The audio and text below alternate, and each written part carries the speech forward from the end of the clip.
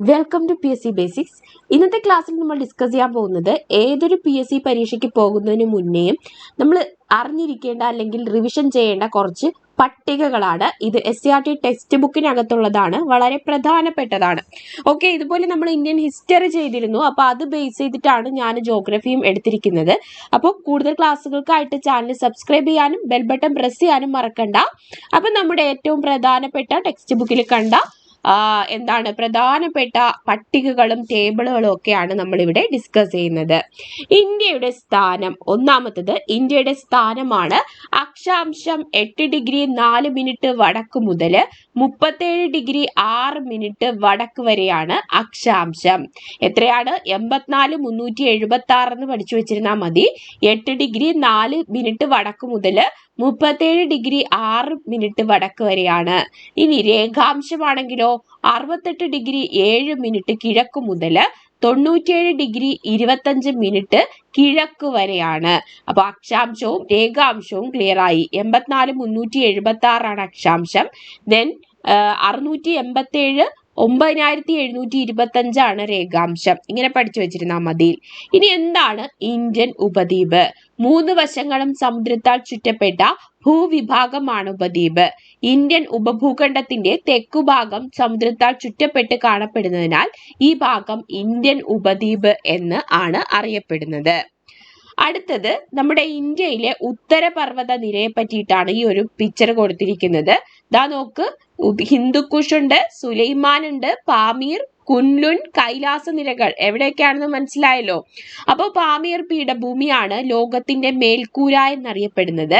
മധ്യേഷ്യയിൽ സ്ഥിതി ചെയ്യുന്ന പാമീർ പീഠഭൂമി അറിയപ്പെടുന്നത് ഇങ്ങനെയാണ്. എന്തെന്നാണ്? ലോകത്തിന്റെ മേൽക്കൂര എന്നാണ് അറിയപ്പെടുന്നത്. ദാ ഇവിടെയാണ് പാമീർ പീഠഭൂമി കാണപ്പെടുന്നത്. ഇനി പാമീർ പീഠഭൂമിയുടെ എവിടെ? കിഴക്ക് ഭാഗത്ത്, ഏകദേശം കിഴക്ക് ഭാഗത്തായിട്ടാണ് ഹിന്ദുക്കുഷ്, സുലൈമാൻ, ടിയാൻ ഷാൻ, കുൻലുൻ. പിന്നെ ടിയാൻ ഷാനും കുൻലുൻ എന്ന് പറയുമ്പോൾ തിരിച്ചിപ്പുറത്ത് പടിഞ്ഞാറ് ഭാഗത്താണ് കാണപ്പെടുന്നത്. ദെൻ കാരക്കോറം മുതലായ പർവ്വത നിരകൾ പാമീർ പർവ്വതക്കെട്ടിൽ നിന്നും വിഭിന്ന ദിശകളിലേക്ക് പിരിഞ്ഞു പോകുന്നു. കാരക്കോറം പർവ്വത നിരയുടെ തുടർച്ചയാണ് ടിബറ്റിലെ കൈലാസ പർവ്വത നിരകൾ. അപ്പോൾ കാരക്കോറം പർവ്വത നിരയുടെ തുടർച്ചയാണ് ഏത്?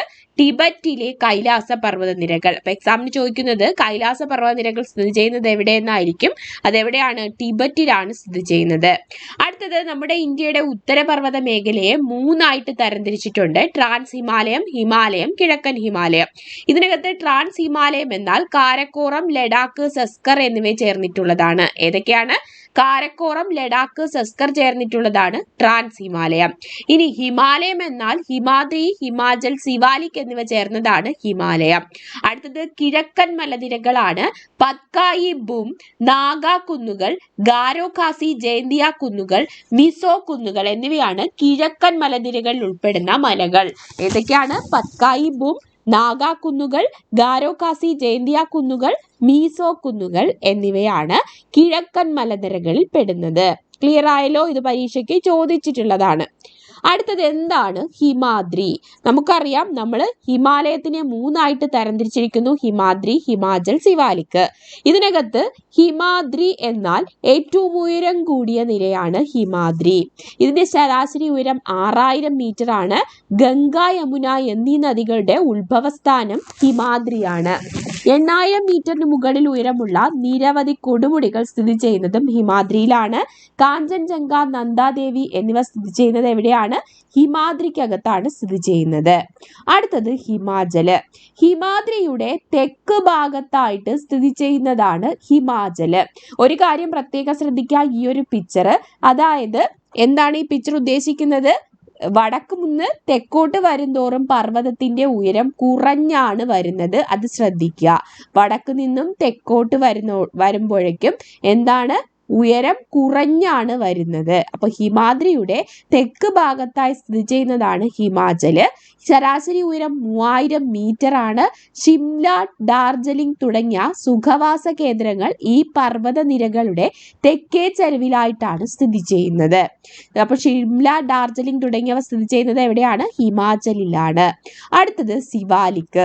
ഹിമാചലിനും തെക്ക് ഭാഗത്തായിട്ടാണ് കാണപ്പെടുന്നത്. ഇവിടുത്തെ ശരാശരി ഉയരം 1220 മീറ്റർ ആണ്. ഹിമാലയൻ നദികൾ ഈ പർവ്വതനിരയെ മുറിച്ചുകൊണ്ട് ഒഴുകുന്നതിനാൽ പലയിടങ്ങളിലും തുടർച്ച നഷ്ടപ്പെട്ടിട്ടാണ് സിവാലിക് കാണപ്പെടുന്നത്. ഇവിടെ തന്നെ നീളമേറിയതും വിസ്തൃതവുമായ താഴ്വരകൾ കാണപ്പെടുന്നു. ഇവയെ നമ്മൾ ഡൂണുകൾ എന്നാണ് വിളിക്കുന്നത്. അപ്പൊ ഡൂണുകൾ കാണപ്പെടുന്നത് എവിടെയാണ്? സിവാലിക്കിലാണ് കാണപ്പെടുന്നത്. ഇതിന് ഉദാഹരണമാണ് ഡെറാഡൂണ്. അടുത്ത ചോദ്യം, അടുത്ത പഠിക്കാനുള്ളത് ഉത്തരപർവ്വത മേഖലകളിലെ പ്രധാന ചുരങ്ങളാണ്. എന്താണ് ചുരങ്ങൾ? പർവ്വതനിരകൾ മുറിച്ചു കടക്കാൻ സഹായകമായ സ്വാഭാവിക മലയിടുക്കുകളാണ് ചുരങ്ങൾ എന്നറിയപ്പെടുന്നത്. അമ്പരചുംബികളായ പർവ്വതനിരകൾക്ക് ഇരുവശങ്ങളിലുമുള്ള ജനസംസ്കാരങ്ങളെ തമ്മിൽ ബന്ധിപ്പിക്കുന്നതിനാൽ ഈ പാതകൾ എന്താണ്? ഒരുപാട് പങ്കുണ്ട്. ഏതിന്? ഈ ജനസംസ്കാരങ്ങളെ തമ്മിൽ ബന്ധിപ്പിക്കുന്ന കാര്യത്തില്.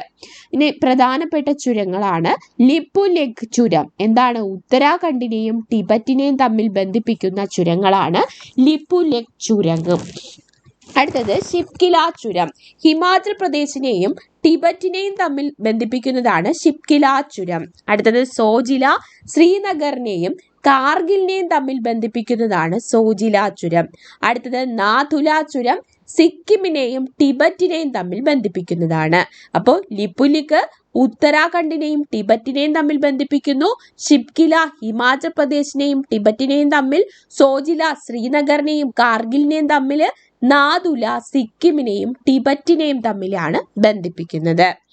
അടുത്തത് നമ്മുടെ നദികളുടെ പടമാണ്. ഇത് നിങ്ങളൊന്ന് നോക്കി വെച്ചേക്കുക.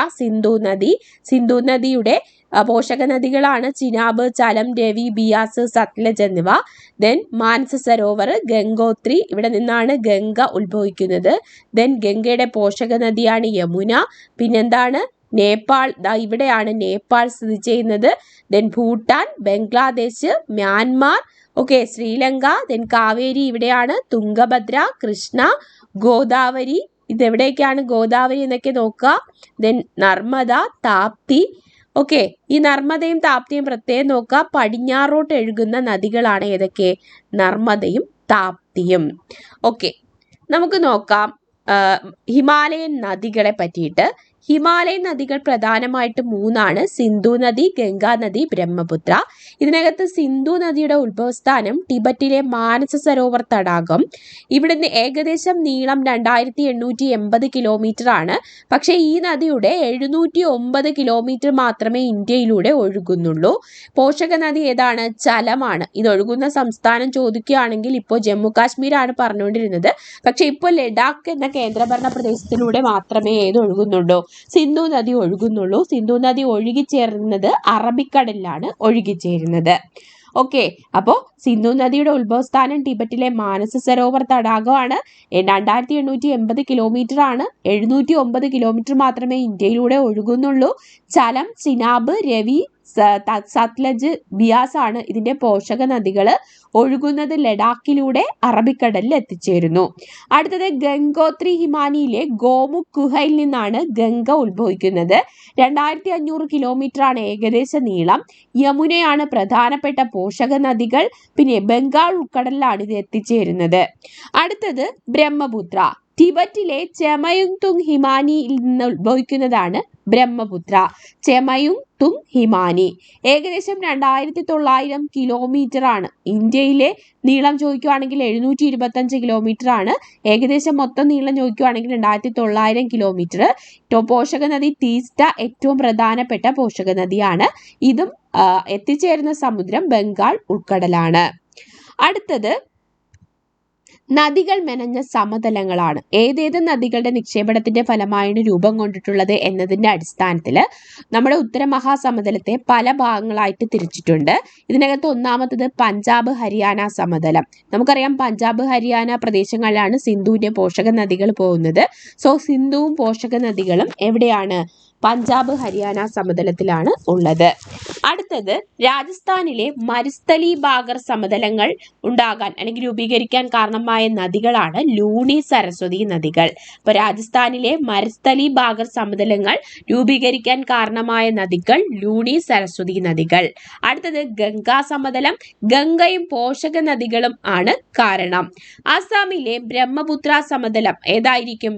ബ്രഹ്മപുത്രയും പോഷക നദികളും ചേർന്നിട്ടാണ്. അടുത്തത് നമ്മൾ നോക്കാൻ പോകുന്നത് ഉപദ്വീപീയ നദികളെ പറ്റിയിട്ടാണ്. ഒന്നാമത്തത് മഹാനദി.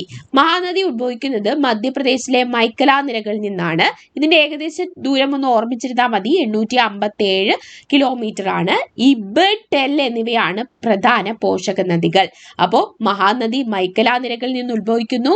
ഇബ്, ടെൽ എന്നിവയാണ് മഹാനദിയുടെ പോഷക നദികൾ. അടുത്തത് ഗോദാവരി. മഹാരാഷ്ട്രയിലെ നാസിക് ജില്ലയിൽ, അതായത് പശ്ചിമഘട്ടത്തിൽ നിന്ന് ഉത്ഭവിക്കുന്നതാണ് ഗോദാവരി. ഇന്ദ്രാവതി, ശബരി എന്നിവയാണ് പ്രധാന പോഷക നദികൾ. അടുത്തത് കൃഷ്ണ. കൃഷ്ണ ഉത്ഭവിക്കുന്നതും പശ്ചിമഘട്ടത്തിൽ നിന്നാണ്. പശ്ചിമഘട്ടത്തിലെ മഹാരാഷ്ട്രയിലെ മഹാബലേശ്വർ കുന്നുകളിൽ നിന്നാണ് കൃഷ്ണ ഉത്ഭവിക്കുന്നത്. മഹാബലേശ്വർ കുന്നുകളിൽ നിന്നും. ഏതാണ് ഏത് കൃഷ്ണയുടെ ഭീമ, തുംഗഭദ്ര എന്നിവയാണ് പോഷക നദികൾ. ഭീമയും തുംഗഭദ്രയും. അടുത്തത് കാവേരി. കാവേരി ഉത്ഭവിക്കുന്നത് പശ്ചിമഘട്ടത്തിലെ ബ്രഹ്മഗിരി നിരകളിൽ നിന്നാണ്. കർണാടക ജില്ലയിലാണ് ബ്രഹ്മഗിരി കുന്നുകൾ. ഈ ബ്രഹ്മഗിരി കുന്നുകളിൽ നിന്ന് ഉത്ഭവിക്കുന്നത് ഇതിനകത്തെ പ്രധാന പോഷക നദികളാണ് കബനി, അമരാവതി എന്നിവ. അടുത്തത് നർമ്മദ. നർമ്മദ ഉത്ഭവിക്കുന്നത് മൈക്കല നിരകളിൽ നിന്നാണ്. മൈക്കല നിരകൾ, ഛത്തീസ്ഗഡിലെ മൈക്കല നിരകളിൽ നിന്നാണ് നർമ്മദ ഉത്ഭവിക്കുന്നത്. 1312 കിലോമീറ്റർ ആണ്. ഹിരൺ, ബഞ്ചൻ എന്നിവയാണ് ഇതിന്റെ പോഷക നദികൾ. ഹിരൺ, ബഞ്ചൻ എന്നിവ. അടുത്തത് താപ്തി ഉത്ഭവിക്കുന്നത് മുണ്ടായ് പീഠഭൂമിയിൽ നിന്നാണ്. അതായത് മധ്യപ്രദേശിലെ ബൈത്തുൽ ജില്ലയിലെ മുണ്ടായ് പീഠഭൂമിയിൽ നിന്നാണ് താപ്തി ഉത്ഭവിക്കുന്നത്.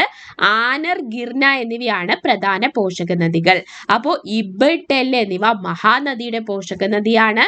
ഇന്ദ്രാവതി, ശബരി എന്നിവ ഗോദാവരിയുടെ പോഷക നദിയാണ്. ഉപദ്വീപീയ നദിയിലെ ഏറ്റവും നീളം കൂടിയ നദിയാണ് ഏത്? നമ്മുടെ ഗോദാവരി. അടുത്തത് കൃഷ്ണ. കൃഷ്ണയുടെ പോഷക നദി ഏതാണ്? ഭീമയും തുംഗഭദ്രയുമാണ്. അടുത്തത് കാവേരി. കാവേരിയുടേത് കബനി, അമരാവതി. നർമ്മദയുടേത് ഹിരൺ, ബഞ്ചൻ.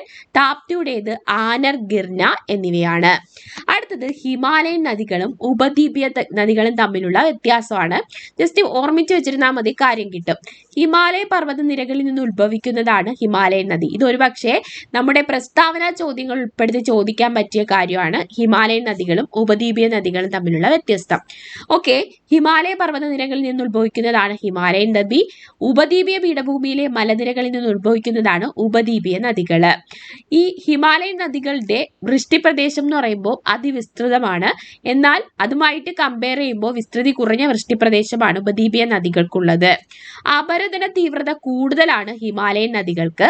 എന്നാൽ ഉപദ്വീപീയ നദികൾക്ക് അപരദന തീവ്രത വളരെ കുറവാണ്. പർവ്വത മേഖലകളിൽ ഗിരികന്ധരങ്ങൾ സൃഷ്ടിക്കുകയും സമതലങ്ങളിൽ വളഞ്ഞുപുളഞ്ഞൊഴുകുകയും ചെയ്യുന്നതാണ് ഹിമാലയൻ നദികൾ. കാഠിന്യമേറിയ ശിലകളിലൂടെ ഒഴുകുന്നതിനാൽ അഗാധ താഴ്വരകൾ സൃഷ്ടിക്കപ്പെടുന്നില്ല. ഏതില്? ഉപദ്വീപീയ നദികൾക്ക്. ഉയർന്ന ജലസേചന ശേഷിയാണ് ഹിമാലയൻ നദികൾക്കുള്ളത്. കുറഞ്ഞ ജലസേചന ശേഷിയാണ് ഉപദ്വീപീയ നദികൾക്കുള്ളത്. സമതല പ്രദേശങ്ങളിൽ ഉൾനാടൻ ജലഗതാഗതത്തിന് സാധ്യതയുണ്ട്. പക്ഷേ ഉൾനാടൻ ജലഗതാഗതത്തിന് സാധ്യത താരതമ്യേന കുറവാണ് ഉപദ്വീപീയ നദികളുടെ കേസില്. ഓക്കെ, അടുത്ത ക്വസ്റ്റ്യൻ, പടിഞ്ഞാറൻ തീരസമതലവും കിഴക്കൻ തീരസമതലവും തമ്മിലുള്ള വ്യത്യാസമാണ്. നോക്ക്, ഇതാണ് പടിഞ്ഞാറൻ തീരസമതലം. അതായത് അറബിക്കടലിന്റെ തീരമാണ് പടിഞ്ഞാറൻ തീരസമതലം. ബംഗാൾ ഉൾക്കടലിന്റെ തീരമാണ് കിഴക്കൻ തീരസമതലം. അറബിക്കടലിനും പശ്ചിമഘട്ടത്തിനും ഇടയിലുള്ള സ്ഥലമാണ് പടിഞ്ഞാറൻ തീരസമതലം. അതായത് ഈ ഒരു പിക്ചർ നോക്കിയിട്ട് പഠിച്ചു വെച്ചാൽ മതി. കന്യാകുമാരി ഇവിടെയാണ്, റാൻ ഓഫ് കച്ച് ഇവിടെയാണ്. അപ്പൊ റാൻ ഓഫ് കച്ച് മുതൽ കന്യാകുമാരി വരെയാണ് പടിഞ്ഞാറൻ തീരസമതലം. താരതമ്യേന വീതി കുറഞ്ഞതാണ് പടിഞ്ഞാറൻ തീരസമതലം. ഗുജറാത്ത് തീരസമതലം, അതുപോലെ കൊങ്കൺ തീരസമതലം, മലബാർ തീരസമതലം എന്നിങ്ങനെ മൂന്നായിട്ട് തരംതിരിച്ചിട്ടുള്ളതാണ് പടിഞ്ഞാറൻ തീരസമതലം. കായലുകളും അഴിമുഖങ്ങളും കാണപ്പെടുന്നതാണ് പടിഞ്ഞാറൻ തീരസമതലം.